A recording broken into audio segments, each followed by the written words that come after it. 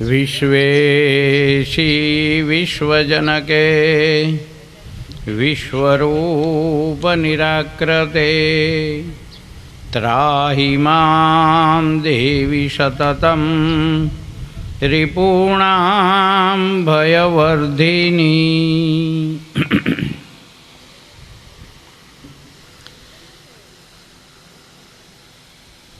બોલો શ્રી ગોવર્ધનનાથ કી જય, શ્રી ગિરિરાજ ધરણ કી જય, શ્રી દ્વારિકાધીશ કી જય।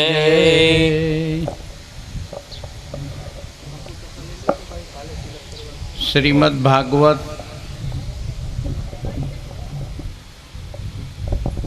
ભગવાન કપિલનો અવતાર ગઈકાલે સાંજે આપણે દેવહૂતિ માતાને ત્યાં ભગવાન કપિલના અવતારનો જન્મ અને આ અવતાર એટલા માટે સાંખ્ય યોગ જગતને સમજાવવાને માટે પરમાત્માએ આ કપિલ અવતાર ધારણ કર્યો। સાંખ્ય યોગ જે ધીરે ધીરે નષ્ટ થતો હતો એ સાંખ્ય યોગનું જ્ઞાન આપવાને માટે અને ભક્તનું કલ્યાણ કરવાને માટે પરમાત્માએ કપિલ અવતાર ધારણ કર્યો। કપિલ તત્વ સંખ્યાતા ભગવાન આત્મમાયયા જાત સ્વયમજ સાક્ષાત આત્મવ્રજ્ઞપ્તયે નૃણામ। આત્મ અજ્ઞપ્તયે નૃણામ, નૃણામ ઇતિ મનુષ્યાણામ, યાને કે પોતાના ભક્તોનું પરમ કલ્યાણ કરવા, તત્વજ્ઞાનની કથા સમજાવવા ભગવાને કપિલ અવતાર ધારણ કર્યો। પિતરી પ્રસ્થિતે રણ્યે માતુઃ પ્રિય ચિકર્ષયા તસ્મિન બિંદુસરે વાસે ભગવાન કપિલ કિલ। બિંદુ સરોવર સિદ્ધપુર પાટણ। આ સિદ્ધપુર પાટણમાં કરદમ ઋષિનો આશ્રમ બિંદુ સરોવરના કિનારે, અને ત્યાં આગળ ભગવાન કપિલ કરદમ ઋષિએ કહ્યું કે દીકરા, હવે તું આ તારી માનું કલ્યાણ કર, તારી માતાના મનના મનોરથ હવે તું પરિપૂર્ણ કર। કારણ કે કરદમ ઋષિએ લગ્ન કરતી વખતે કહ્યું હતું કે આને અહીંયા પુત્રનો જન્મ થાય અમારે ત્યાં, એ પછી હું સંન્યાસી બનીને ચાલ્યો જઈશ। સ્વયંભૂ મનુ અને સતરૂપા રાણીની જોડે જ્યારે લગ્ન થયું ને ત્યારે આ વાત ઠેરાવ કરેલો હતો। 9 કન્યાઓ, 9 ભક્તિ, 9 ધા, ભગવાનની ભક્તિ 9 પ્રકારની, ધા એટલે પ્રકાર, અને 9 ધા ભક્તિ એટલે 9 ને 9 થી ગુણો તો 81, અને 81 ને ઉપર નીચે મૂકો તો 8 ને 1 9। 9 નો પાડો માસ્તર બોલાવે તો એમાં 9 ના 9 જ રહે। 9 1 9, 9 2 18, 8 ને 1 9, 9 તેરી 27, 7 ને 2 9, 9 ચોક 36, 6 ને 3 9, 9 50 45, 5 ને 4 9। ટૂંકાણમાં 9 નો પાડો જ્યાં સુધી બોલી જાવ ત્યાં સુધી 9 ના 9 રે।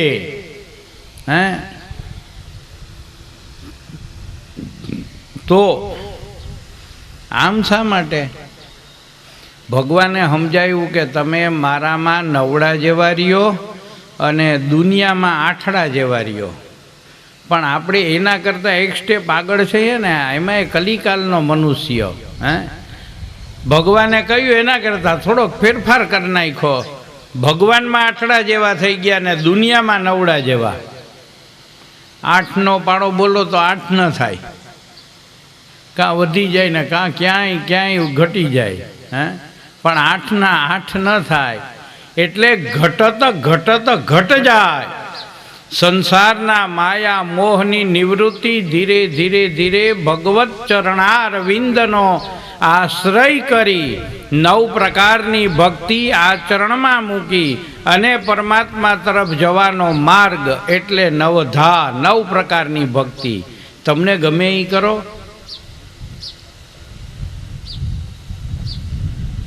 નવ પ્રકારની ભક્તિમાં કહ્યું કે શ્રવણમ કીર્તનમ વિષ્ણુ સ્મરણમ પાદસેવનમ અર્ચનમ વંદનમ દાસ્યમ સખિયાત્મનિવેદનમ. 9 પ્રકારની ભક્તિમાં પેલી કઈ શ્રવણ ભક્તિ. રામાયણમાં એવું કહ્યું કે જીન કે શ્રવણ સમુદ્ર સમાના. સમન્વય. શ્રવણ કરો, સાંભળવું હશે ને તો કામ લાગશે. ખરાબ સાંભળો તો એનું એવું ફળ મળે ને સારું સાંભળો તો એનું એવું ફળ મળે. એક વાર્તા નથી કે ચોર લોકો ચોરી કરીને જતા હતા અને એમાં ગામના ચોરા આગળથી નીકળ્યા તો મારા જેવો એક રૂખડ મહારાજ કથા વાંચતો હતો ને એણીએ કહ્યું કે ભૂતનો પડછાયો ન હોય. હવે આ 2 શબ્દ જ ઓલા ચોરના કાન ઉપર પડ્યા ને રાત્રિના સમયમાં પૂગ્યા,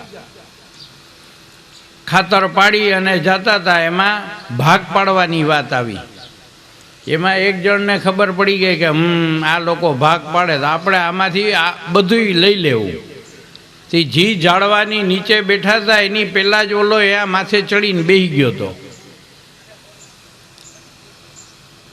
ધનના ઢગલા કર્યા, આ તારું ને આ મારું ને એમાં વરી થઈ બાજાબાજી. અરે મારો આટલું ન થાય ને મારું આટલું થાય ને. ભાગ હંમેશા એવા જ હોય. ભાગની વાત આવે ને ભાગ્યા અભાગ્યા જ હોય. તો આ ભાગની વાત ચાલતી હતી ને બરોબર જમાવટ થઈ. એમાં ઓલો ઉપરથી ઠેકડો મારીને ધુબાક કરતો નીચે પડ્યો, માંડ્યો આમ ધૂણવા. ઓલા ચોર તો એકદમ ડરી ગયા કે ઓહો આ શું થયું. બધું ધન લઈ લીધું પણ ઓલા એ સાંભળ્યું હતું ને ભૂત ભૂત ભૂત. પણ જે સાંભળ્યું હતું એણીએ બીજાને કહ્યું કે આ ખોટો છે, આપણા જેવો જ લાગે. ભૂતને પડછાયો ન હોય ઓલા મહારાજ કહેતા હતા. મારી મારીને તોડી નાખ્યો, લઈને બધું વયા ગયા.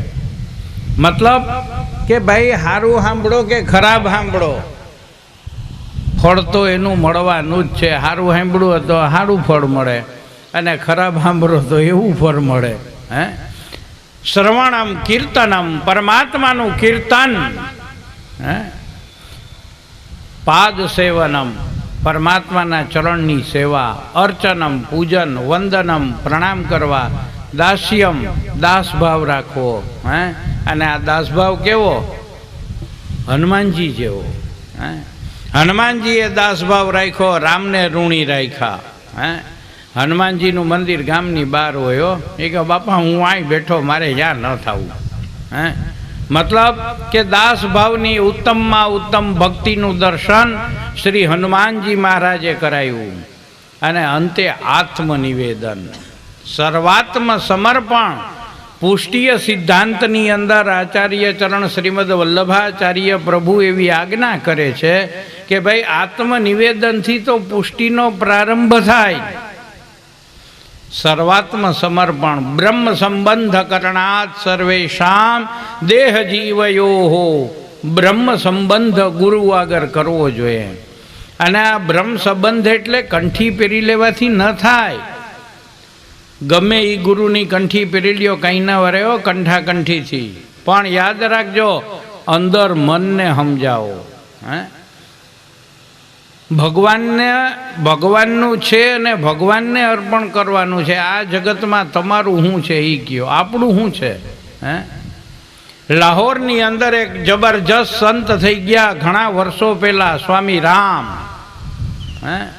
અને એ સ્વામી રામ એટલે એ જમાનાના વિદ્વાનમાં વિદ્વાન, વર્લ્ડમાં એને તોલે કોઈ ના આવે આવા પ્રકાંડ વિદ્વાન.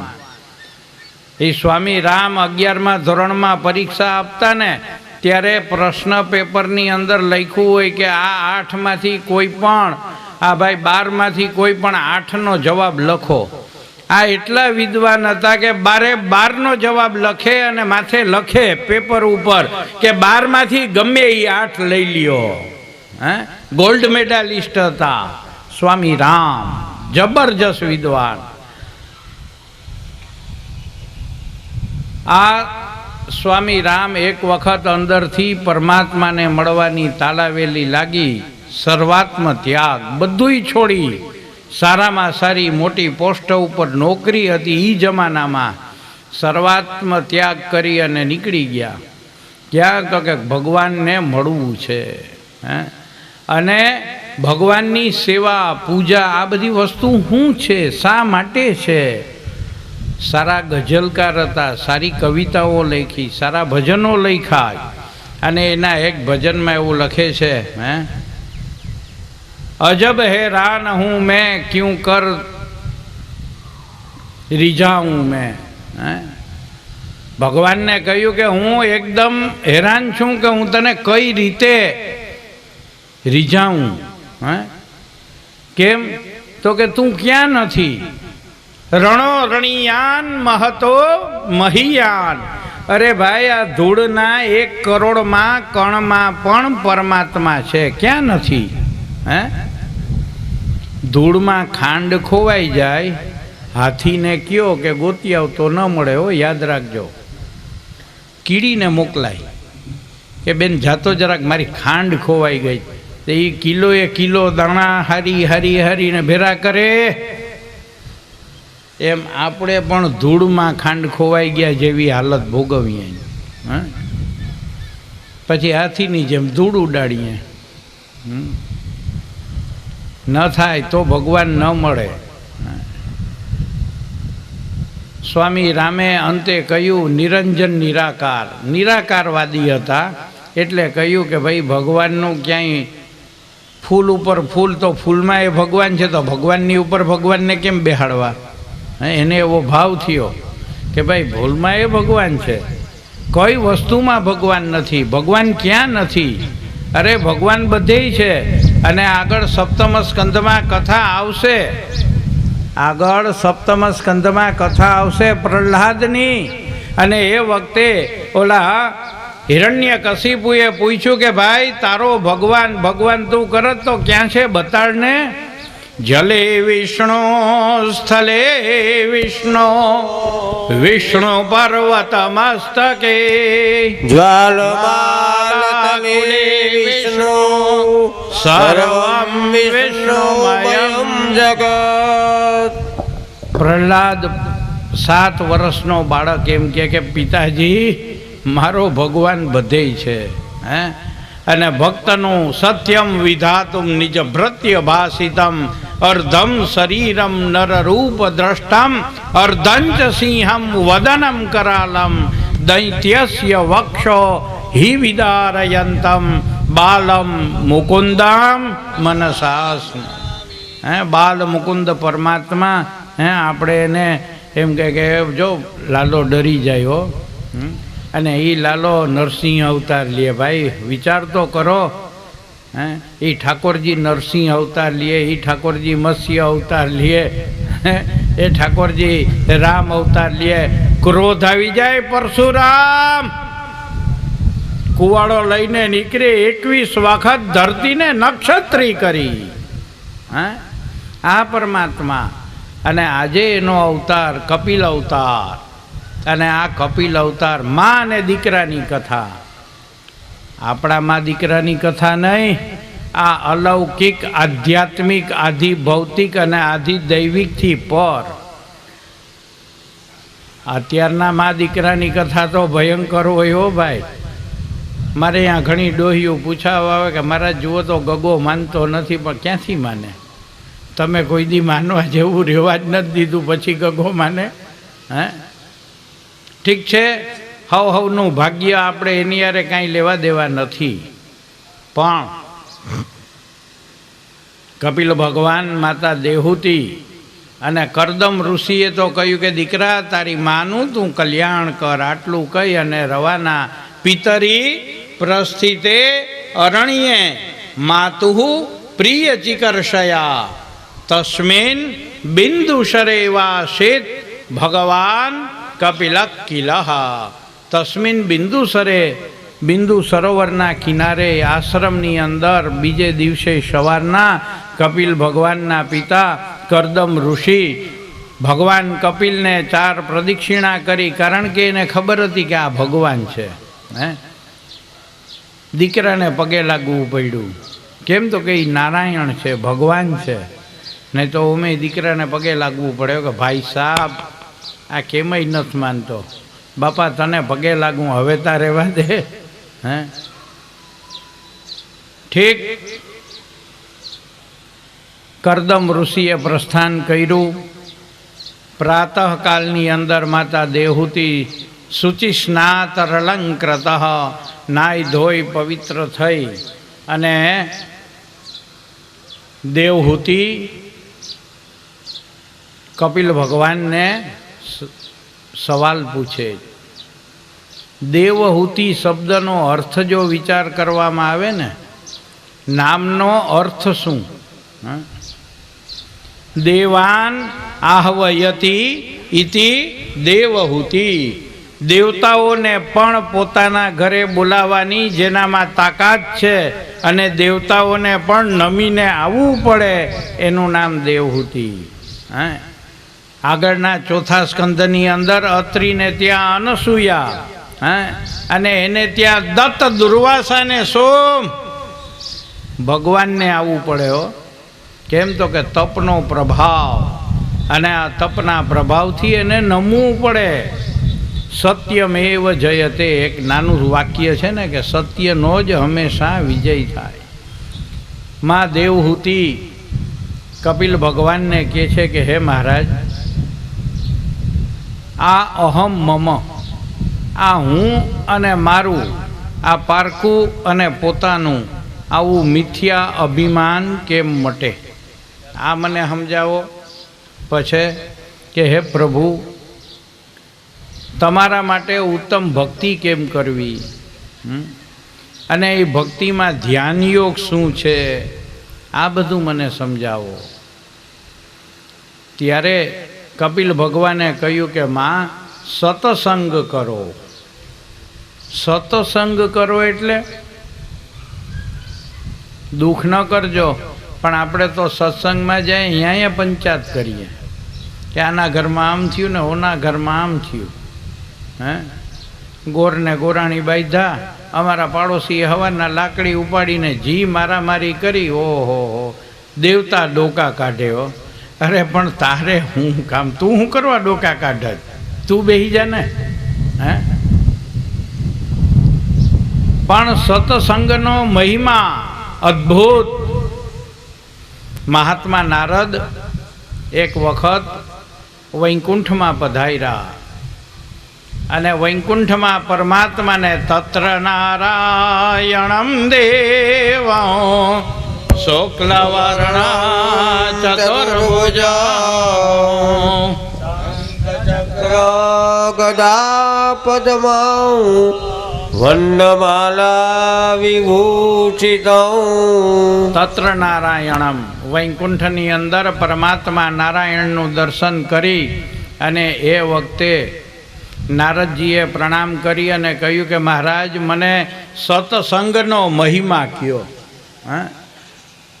ભગવાને વિચાર કર્યો કે આ નારદ જેવો ભક્ત એમ પૂછે કે ભાઈ સત્સંગનો મહિમા શું, તો આને કેમ સમજાવવું? એટલે નારદજીને ભગવાને સમજાવવા માટે કહ્યું કે ભાઈ નારદ, દીકરા આ વાત છે ને અહીંયા નહીં મેળ આવે. કેમ?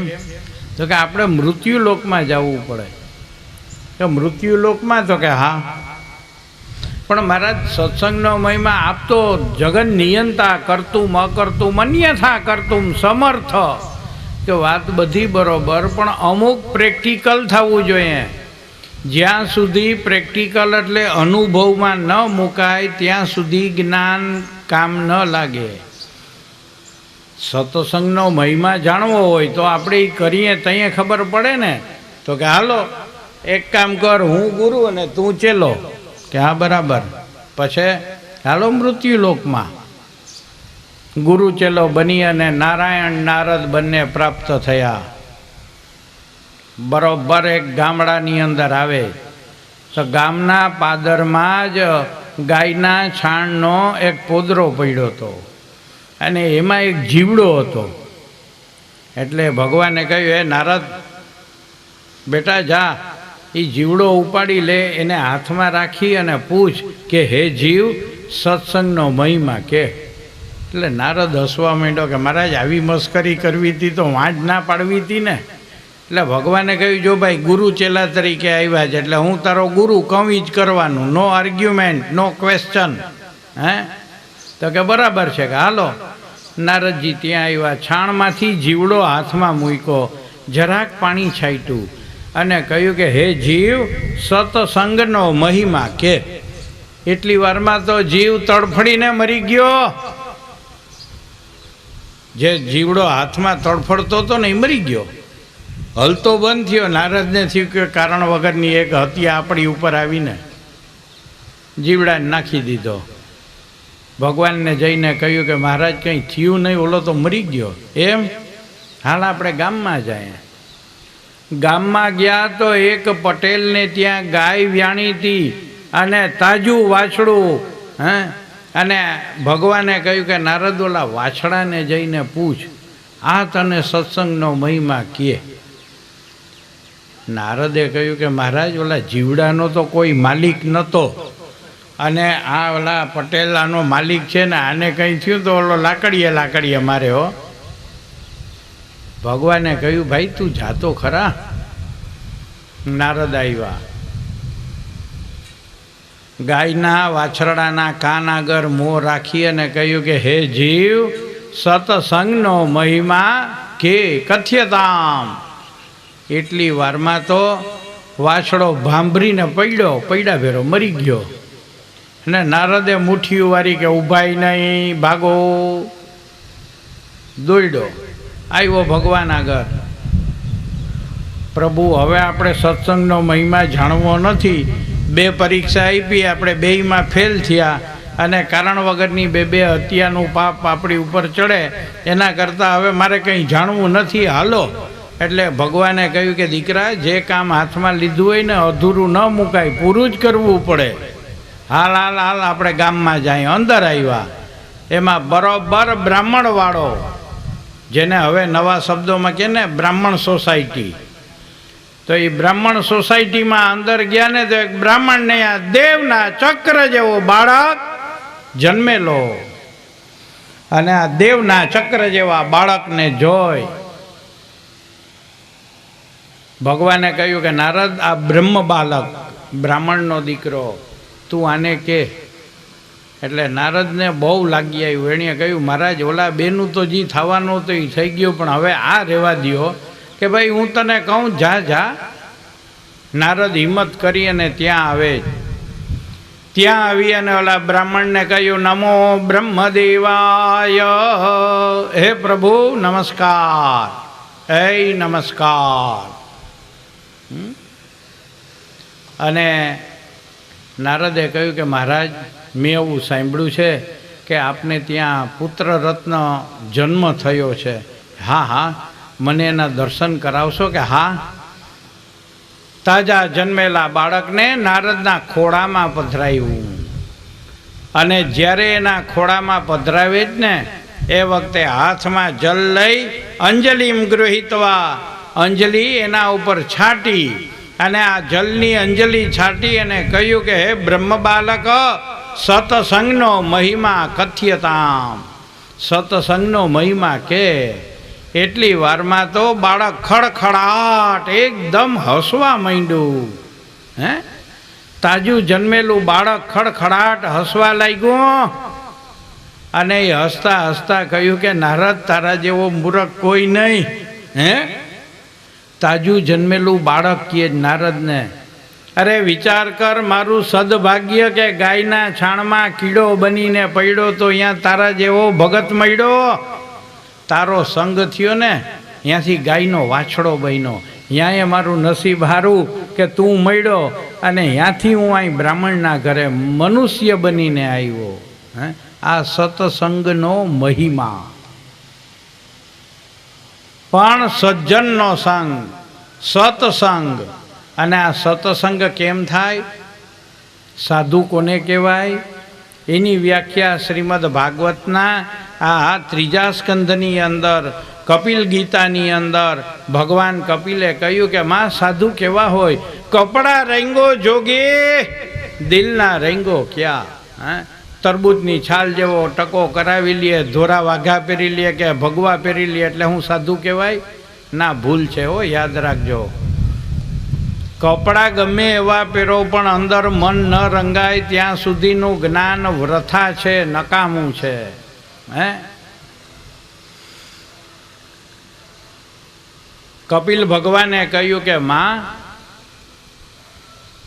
સાધુ એના લક્ષણ યાદ રાખજો. દરેકમાં દરેકના લક્ષણ હોવા જોઈએ.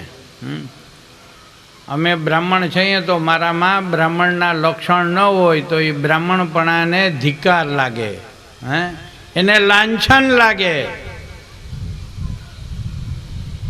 વેપારી છે, વેપારીપણું ના હોય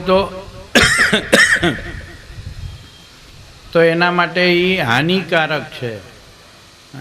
એમ હરેકમાં બ્રાહ્મણ, ક્ષત્રિય, વૈશ્ય, શૂદ્ર ચારેયમાં પોતાપણું હોવું જોઈએ. હે, સ્ત્રીમાં સ્ત્રીપણું ન હોય તો એ રણચંડી બની જાય. હે, અને સર્વનાશ. શાસ્ત્રકારો કહે છે કે ભાઈ સાધુના લક્ષણ, સાધુ કહેવાય કોને? હે, સાધુના લક્ષણ કેવા હોય? તિતિક્ષવ કારુણિક સુરદ સર્વદેહિનામ અજાત શત્રવ સમતા સાધવ સાધુભૂષણ. તિતિક્ષવ કારુણિક. હે, દયાનો સાગર હોય, તિતિક્ષા જેની અંદર સમાયેલી હોય. તિતિક્ષવ કારુણિક સુહૃદ, દરેકની આરે પ્રેમ ભાવ રાખે, કોઈનો શત્રુ ન હોય. અજાત શત્રવ, એને કોઈ દુશ્મન ન હોય, એની નજરમાં કોઈ ખરાબ ન હોય. હે, શેતાન પણ એની નજરમાં હરખો અને દુષ્ટ પણ એની નજરમાં હરખો હોય. હે, સુહૃદ સર્વદેહિના, દેહધારીઓનો તમામનો એ સુહૃદ હોય, મિત્ર હોય, શાંત હોય, કરુણાનો સાગર હોય. હે, સમુદ્રના જે મોજાઓ ઉછળતા હોય ને એમ એનામાં કરુણા ઉછળતી હોય. અને મય્યેવ મનાધસ્વ, હે માં જેણીએ મારામાં મન અર્પણ કરેલું હોય. મત કથા શ્રવણે નિત્યમ, કાયમને માટે મારી કથા સાંભળતો હોય.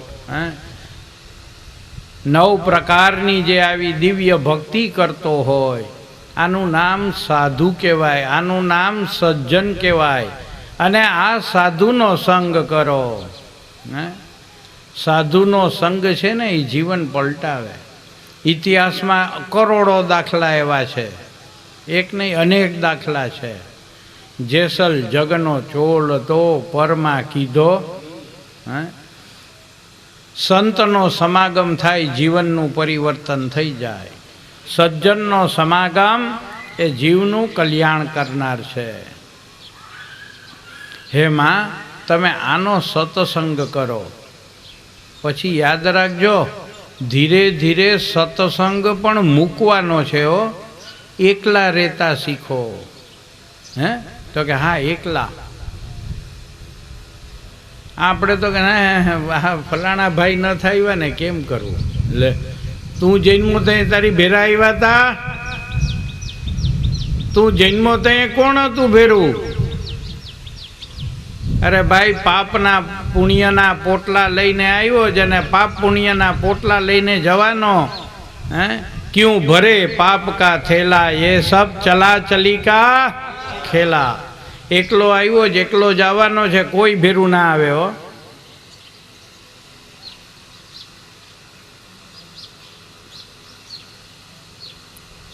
એક વખત ભર્તૃહરિને એના ગુરુએ પૂછ્યું કે ભાઈ આ બધું તારું ક્યાં સુધી?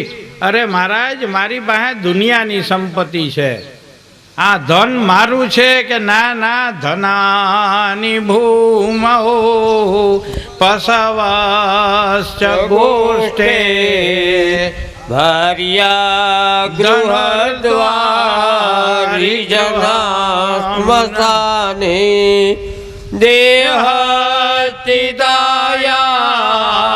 પરલોક માર્ગે કર્માનુગો ગચ્છતિ જીવ એક. ભર્તૃહરિ જેવા સમ્રાટને એના ગુરુએ પૂછ્યું કે આ બધું તો કે આ ધન મારું, આ ઘોડા, આ દોલત, હે? દોલત શબ્દનો આપણે કોઈ દી વિચાર નથી કરતા. ધન આવે ને ત્યાં સુધી તો સમજવું કે સારું, પણ દોલત આવે ને ઓહો ઉપાધિ મૂકી દો. બે લત મારે આવે ને ત્યાં વાહામાં લત મારે એટલે આમ ઊંચું જોઈ જાય. છે કોઈ વિષ્ણુ મહારાજ જેવું? અરે કંઈક જન્મીને મરી ગયા, રાખ થઈ ગયા ભાઈ, કંઈ ના આવે હો આપણું, હા કંઈ ના આવે. પણ આવે ને એટલે વાહામાં પાટું મારે, અને જાય ત્યાં પેટમાં પાટું મરી જાય એટલે દીકરો હાથ પેઢી સુધી પાછો ઊભો ના થઈ શકે, બેવડો મરી જાય. ગુરુએ કહ્યું કે આ ધન દોલત તો કે હા મારું ના આવે ભેરું ભાઈ, રહેવા દે, તું ખોટા વેમમાં છો.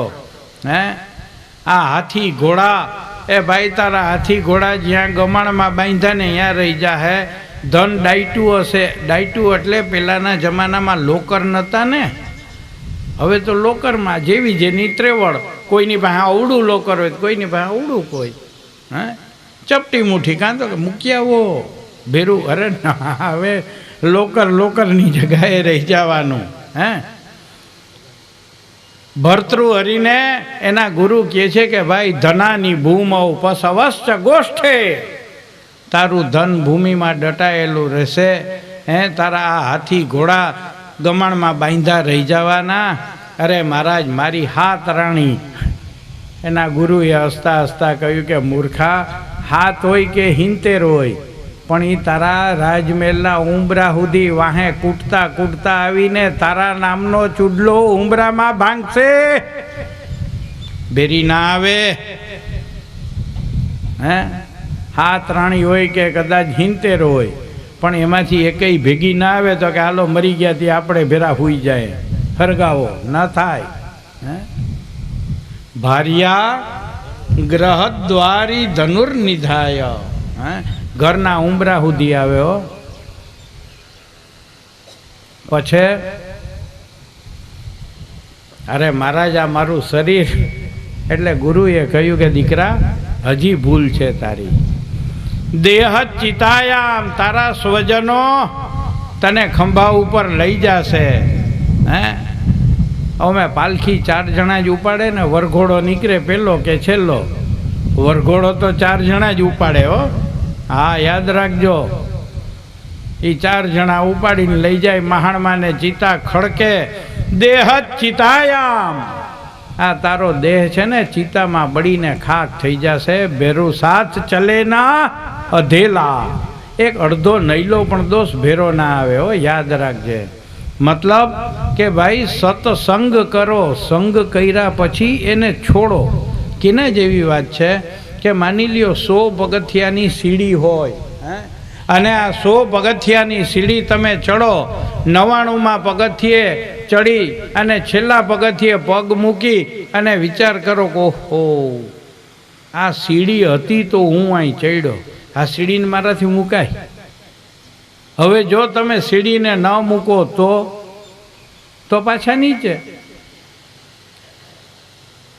શરીર રૂપી હોળી, તમે બધાય હોળીમાં બેઠા હો, અનુભવ હે કે ભાઈ ગંગાના આ કાંઠેથી સામે કાંઠે અને આ ગંગાના કાંઠેથી આમે કાંઠે હોડીમાં બેહીને તમે જાઓ, કાંઠો આવે તે અરે આ હોડીને કેમ મુકાય, વાંથી અહીં સુધી તો આ હોડી લઈ આવી, હવે આને મૂકીએ તો ઉપાધિ કહેવાય. તો એ આપણે એને છોડાય નહીં. હોડીને ન મૂકો એટલે હોડી પાછી આ કાંઠે લઈ આવે. સમજી લ્યો આ શરીર રૂપી હોડી છે. અને આ શરીર રૂપી હોડીમાં દુનિયા રૂપી સાગરમાં આપણે પડ્યા, દુનિયા રૂપી દરિયામાં બુડ્યા જ. આ શરીર રૂપી હોડીથી તરે. તરેના બે અર્થ થાય હો, એક ઉપર ને કાં નીચે. કાં તરે અને કાં તરે. હવે આમાંથી શું કરવું એ આપણા ઉપર. તરે જવું હોય તો આપણે તો અહીંયા પડ્યા તો ખરા. પણ સત્સંગ પણ હૃદયથી જ્ઞાન લાગે ને ત્યારે કામ લાગે હો. યદા જ્ઞાનમ ભવે તદા વિહરજેત. યદા જ્ઞાનમ ભવે, હૃદયમાં દીવો પેટી જાય. આંતરચક્ષુ, જગતને બહાર જોવાની જરૂર નથી, જગતને અંદર જુઓ. અંદર બેઠેલા પરમાત્માની પહેચાન મેળવો, અંદર બેઠેલા રામને ઓળખો. રામ હોય તો કૃષ્ણ ના આવે, રામ હોય તો કૃષ્ણ આવે, ન હોય તો ના આવે. રામ ન હોય તો શું થાય? મેં હમણાં કહ્યું એમ, 4 જણા ઉપાડે કે હાલો ડોહી વયા ગયા, ઉપાડો ઉપાડો. રામ જોઈએ ને. હૃદયમાં જ્ઞાન લાગે ને ત્યારે જ જીવનું કલ્યાણ થાય.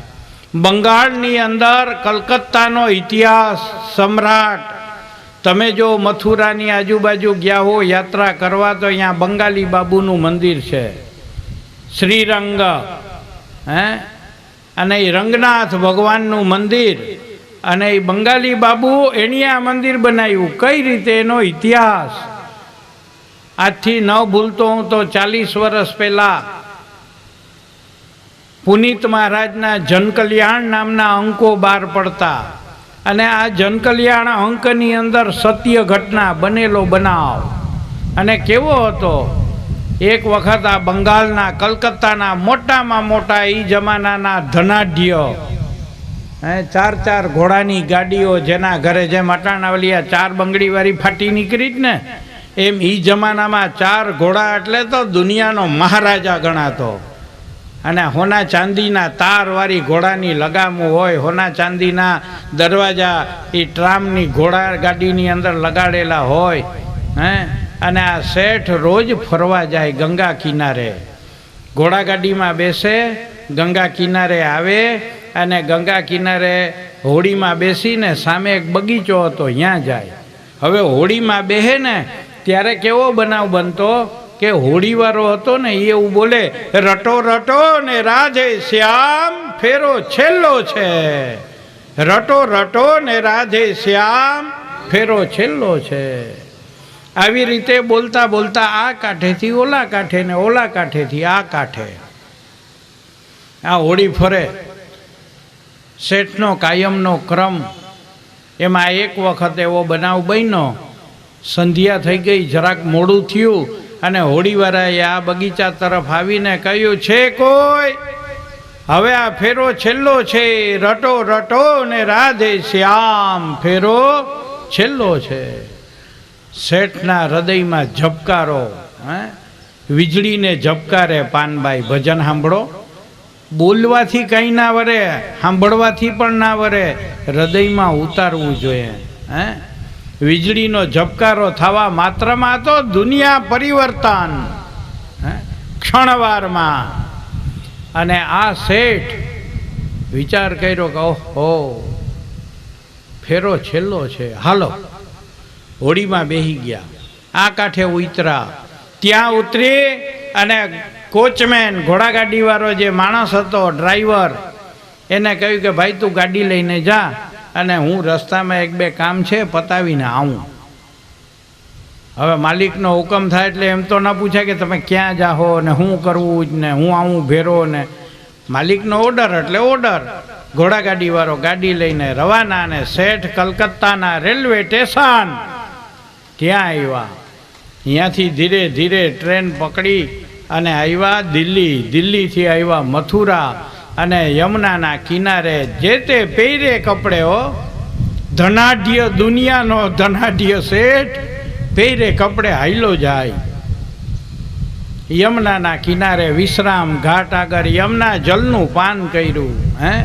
અને યમુનાનું જલ એટલે અમારા આચાર્ય ચરણ શ્રીમદ વલ્લભાચાર્યજીએ 16 ગ્રંથની રચના કરી. અને આ 16 ગ્રંથમાં સર્વપ્રથમ યમુનાષ્ટક બનાવ્યું. અને આ યમુના એટલે નમામી યમુનામહં શકલ સિદ્ધિ હેતુમ મુદા મુરારી પદ પંકજ સ્ફુરદ માંદરેણોત્કટા તતસ્થ નવકાનન પ્રકટમોદ પુષ્પાંબુના સુરાસુરસુપૂજિતા શ્રિયં બિભ્રતે. આ યમુનાજી એના જલનું પાન, શ્રી યમુનાજીના જલનું પાન કર્યું. અને યમુના જલનું પાન કરી સ્નાન કરી અને બસ આટલું જ રટો ને રાધે શ્યામ ફેરો છેલ્લો છે. છોકરાઓને ઘરે ઓલા કોચમેને કહ્યું કે ભાઈ બાપા આવ્યા નથી ભેરા, અને એમ કહ્યું કે કામ છે તે હું જાઉં. છોકરાઓ વિચાર કરે કે બાપુજી આવું કોઈ દી ના કરે, હમણાં આવશે. રાત પડી ગઈ અને છોકરાઓ 4 દીકરા 4 વહુ, શેઠની ઘરવાળી શેઠાણી બધા એકદમ હેરાન થવા માંડ્યા કે ભાઈ આ ગયા ક્યાં. અરે આખા કલકત્તાની અંદર તપાસ, અરે પોલીસ સ્ટેશનમાં તપાસ, છાપામાં ફોટા સહિત રવાના કર્યું કે ભાઈ આ માણસ ક્યાંય પણ મળે તો તપાસ અમને આ સરનામે કરવી, શેઠનો ક્યાંય પત્તો ન ખાય. અને આમ કરતાં કરતાં 1-2 દી નહીં, 12 વર્ષ વયા ગયા. શેઠના કપડાં ફાટી તૂટી ગયા, દાઢી વધી ગઈ, કોઈ નિયારે કાંઈ બોલે જ નહીં, એક જ રટો ને રાધે શ્યામ ફેરો છેલ્લો છે. કોઈ ખાવા આપે ને તો ખોબામાં 1 મુઠ્ઠી ચણા લઈ લે ને ખાઈ લે, પણ ક્યાંય કહે નહીં કે મને ખાવા આપો. જ્યાં ત્યાં જગ્યા મળે ત્યાં રસ્તામાં ઓટલા ઉપર રાત ગુજારી અને રટો ને રાધે શ્યામ ફેરો છેલ્લો છે. એક વખત એમાં 12 વર્ષ પછી કેવો બનાવ બન્યો. મથુરાના એક ચોબાજી હતા, અને આ ચોબાજીએ વાંદરાવને ચણ નાખવાને માટે ચણા લીધા. ભાઈ આ ચણા લઈ અને વાંદરાવને ચણ નાખતો હતો, એમાં ઓલા ફોટા ઉપર નજર પડી. શેઠ ગુમ થયા હતા ને એ સમયનું પુસ્તીનું છાપું હતું. હવે આ ચોબાજીની નજર બહુ તેજ હોય, ઓળખી જાય.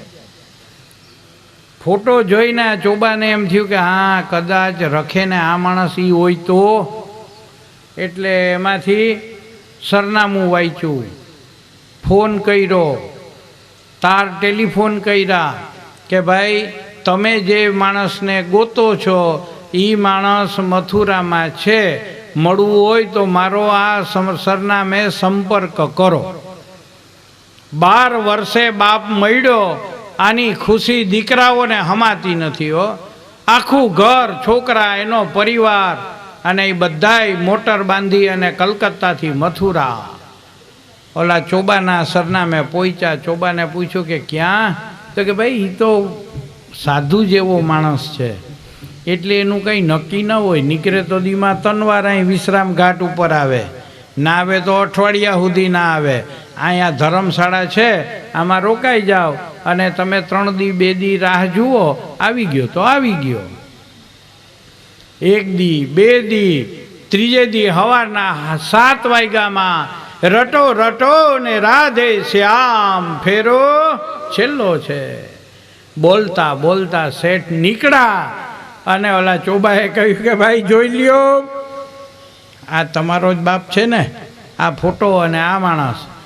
છોકરાએ જોયા ભેરું તો એકદમ ધર્મશાળાની બહાર આવી બાપના પગ પકડી લીધા વિશ્રામ ઘાટના રસ્તા ઉપર એકદમ બાપાને પકડી લીધા. અરે બાપુજી આ હું કર્યું? હે આ બોલતા નથી કાંઈ.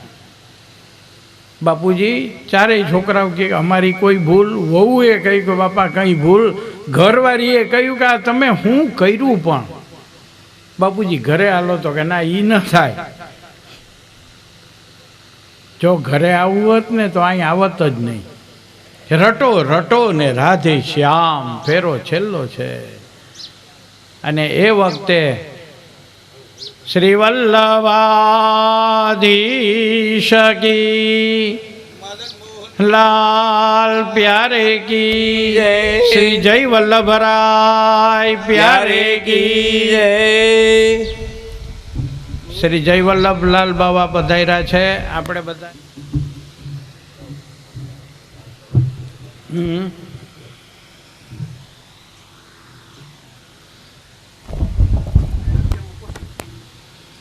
હે મને નમો નમઃ. ભદ્રમ ગણેભિઃ શૃણુયામ દેવા ભદ્રમ પશ્યેમા જત્રાઃ. હાજી ના ના હમણાં જ કરાય.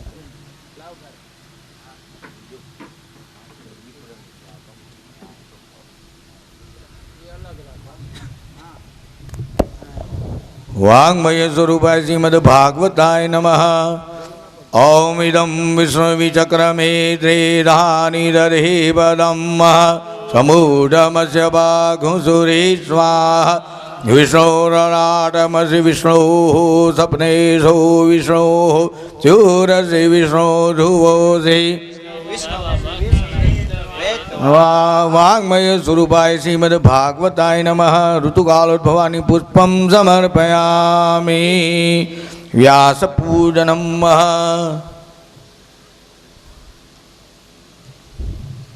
કંકુ ચોખ્ખા લઈ લે વિપ્રાનું અલગ. નમો બ્રહ્મણે દેવાય ગો બ્રહ્મણે હિતાય જગદ્ધિતાય કૃષ્ણાય ગોવિંદાય નમો નમઃ. બૃહસ્પતે અતિયદર્જો અરેહાદ મદ્ભિભા તર્કર્તમ જને ઘો.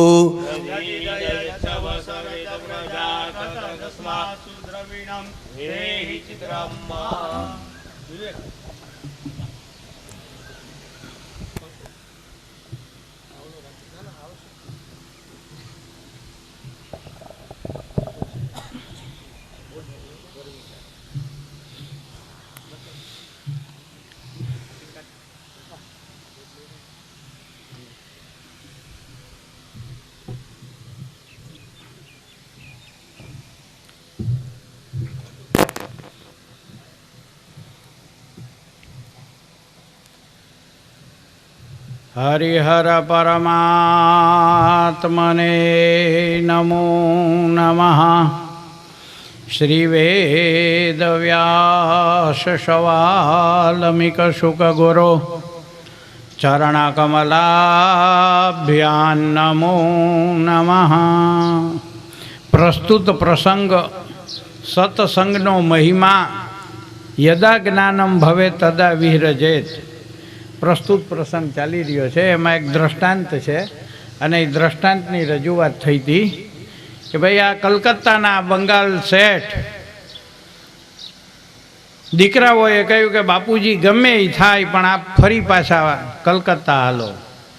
ત્યારે શેઠે આટલું જ કહ્યું કે ભાઈ જો તમને પિતા ઉપર આટલો સ્નેહ હોય ને તો અહીંયા મારા શ્રી રંગજીનું મંદિર બનાવી દો.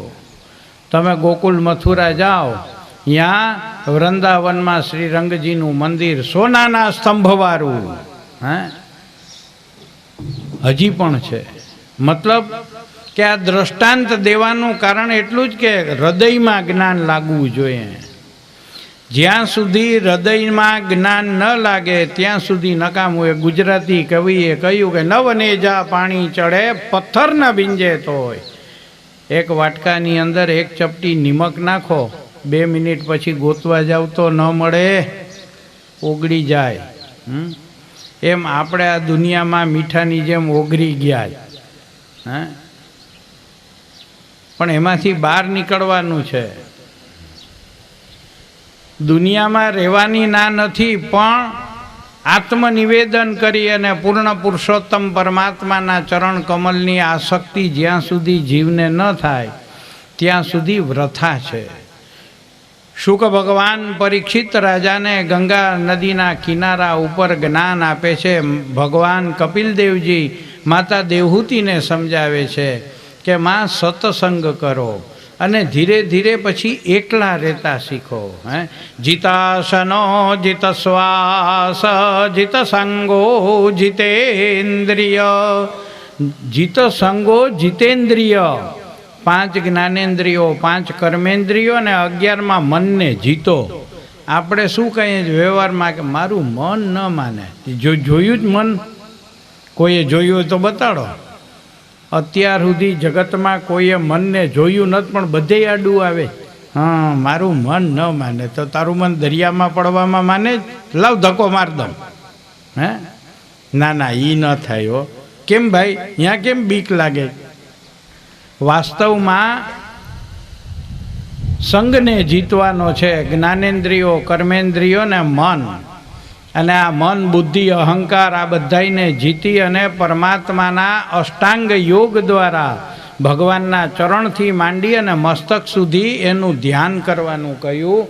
અને પરમાત્માનું ચરણ કમલ, ભગવાનનું કર કમલ, ભગવાનનું મુખ કમલ. ભગવાન બધેય કમલ સમાન છે. અને શ્રીમદ વલ્લભાચાર્યજી પ્રભુએ મધુરાષ્ટકની અંદર શું કહ્યું?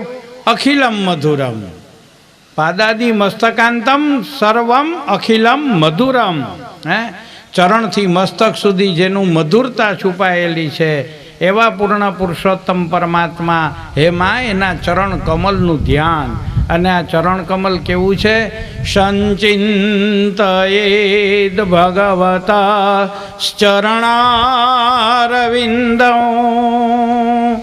વજરાંકુશધ્વજ શરો રૂહલાંછનાઢ્યમ ઉતુંગરક્તવિલસમ નખચક્રવાલ જ્યોત્સ્નાવિરાહતમહત હૃદયાંધકારં.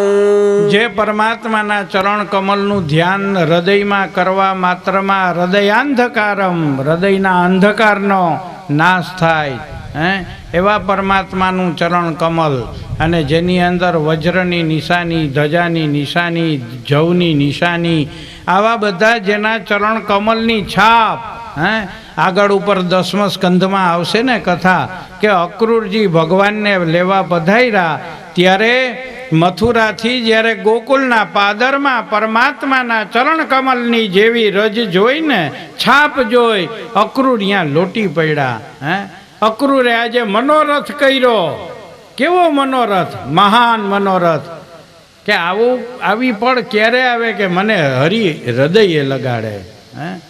અક્રૂરે મનમાં વાત વિચારી, હરિ મને હૃદયે કેમ લગાડે? પરમાત્માના ચરણ કમલની રજનું મહિમા અદ્ભુત. રામાયણમાં એ જુઓ ને, 2 જ જણા એવો ભગવાનને ઓળખા જ. શ્રીમદ ભાગવતમાં શ્રી ગોપીજનો અને રામાયણમાં કેવટ પ્રસંગ. આ 2 જ વ્યક્તિએ ભગવાનને ઓળખ્યા. નતર બધા એમ કે ભાઈ આ અનંત છે, અનંત છે, આને ઓળખાતા નથી. પણ ઓલાએ હોળીવાળાએ એટલું જ કહ્યું કે તારા પગની ધૂળની તાકાત શું એ હું જાણું છું. ઓલો પાણો પડ્યો તો એ બાઈ બની ગઈ. લે, જે પથ્થર બનીને પડી હતી અહલ્યા, એ સલિયામાંથી અહલ્યા થઈ ગઈ. અને કદાચ મારી હોળી તો લાકડાની છે અને આ જોવામાં બે તો મારી આજીવિકાનું શું થાય? એટલે કહ્યું કે પગ મને ધોવા દ્યો ને રઘુરાય. વિચાર કરો કે આ ભક્તના હૃદયની પહેચાન કેટલું બધું એને જ્ઞાન હશે. અભણને યાદ રહ્યો, ભણેલા થમ્સઅપ બ્રાન્ડ થઈ જાય, વાર ન લાગે. ભણેલા હોય ને એ ભૂલે, અભણ ના ભૂલે. અહીંયા ગોપીજનોએ પણ આગળ ગોપી ગીતમાં એ જ વાત આવશે. કે અમે તને ઓળખીએ છો, તું કોઈ નંદ કે યશોદાનો દીકરો? કે ના ના, બ્રહ્માંડ નિયામક, જેના રૂવાડે રૂવાડે બ્રહ્માંડ સમાયેલા છે. હે, અને બ્રહ્માથી સહન ન થયું ને એણીએ પ્રાર્થના કરી એટલે આપે અવતાર લીધો. અમે તને ઓળખીએ જો, તું કોણ છો? હે, ભગવાનને ઓળખવાવાળી આ બે જ વ્યક્તિ, ભાગવત ને રામાયણનો ઇતિહાસ જુઓ. અહીંયા એવું કહે છે કે આ પરમાત્માના ચરણ કમલને હૃદયમાં પધરાવો, અને ત્યાંથી આગળ કે ભાઈ પરમાત્માના અષ્ટાંગ યોગ ચરણ કમલ કેવા છે, ભગવાનના ગોઠણ. જાનો દ્વયં જલ જલો ચનયા જનન્યા લક્ષ્મ્યાખિલ શતુરવંદિતયા વિધાતુ ઉરવો નિધા યકરપલ્લવરો ચિતાય સૌલાલિતમ રદિવિભો પ્રભવત્યકુર્યાત.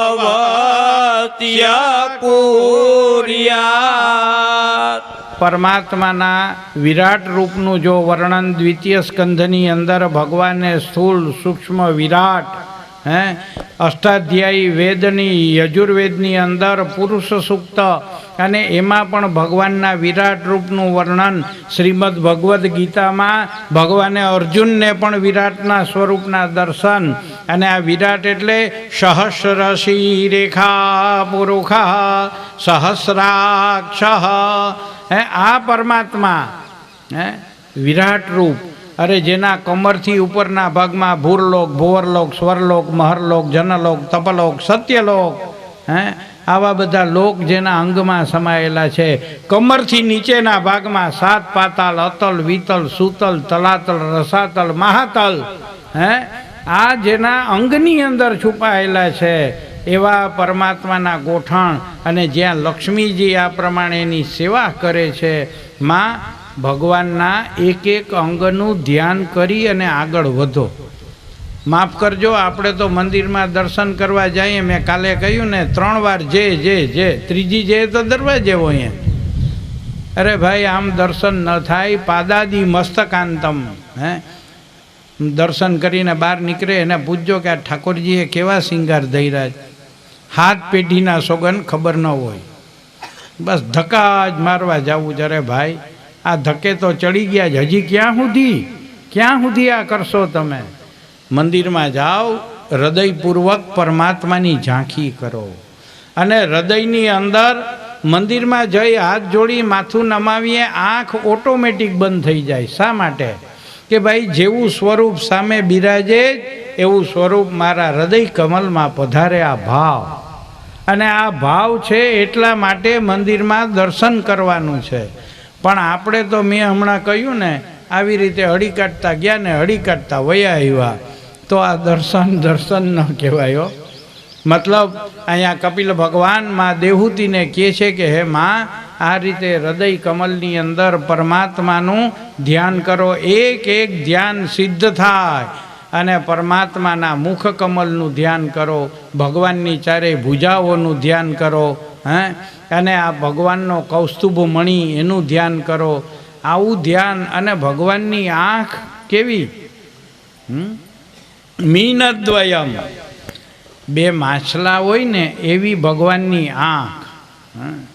ભગવાનનું મોઢું હંમેશા હસતું જ હોય. 18 પુરાણ વાંચી જાઓ, 16 શાસ્ત્ર વાંચો, કે ભગવાનના રૂપનું વર્ણન આવે એટલે અમારા જેવા એમ કે ભગવાન કેવા, તો કે શંખ ચક્ર કદાપદ્મ વનમાલા વિભૂષિતમ. ભગવાનનું હસતું મુખારવિંદને 4 ભુજા ને આટલા આયુધ ધારણ કર્યા. ભગવાનનું મોઢું એનું કલર કોઈ દી ન બદલે. આપણા તો બદલી જાય. સવારના પોરમાં ઉઠીએ ને ત્યાં કલર જુદો હોય, એમાં 1/2 કલાક સુધી ચા ન મળે ને એટલે દૂધવાળાને મારી નાખે. દૂધવાળો મરી ગયો હોય